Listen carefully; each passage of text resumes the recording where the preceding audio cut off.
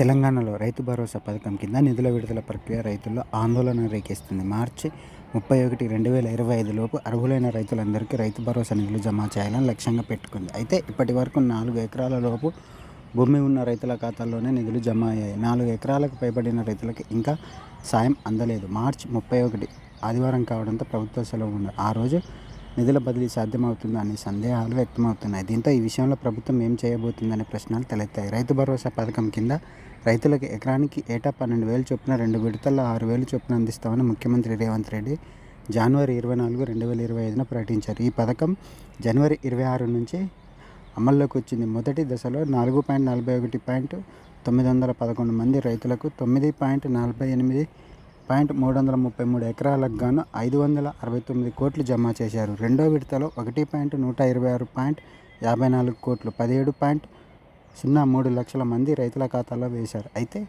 ఈ లెక్కల ప్రకారం 4 ఎకరాల లోపు రైతులకే ఎక్కువ నిధులు చేరాయి.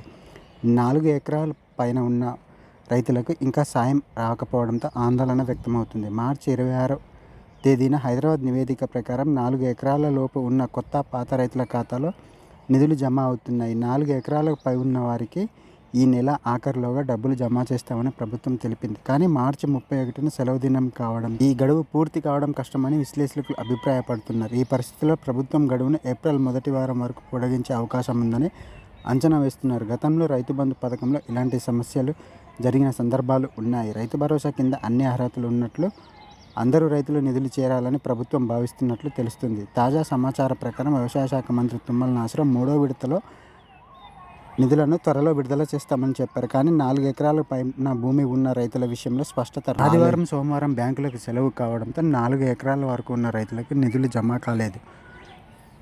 4 ఎకరాల పైన ఉన్న రైతులకు నిధులు త్వరలోనే జమ అయ్యే అవకాశం ఉన్నట్లు వ్యవసాయ శాఖ వర్గాలు చెప్పాయి.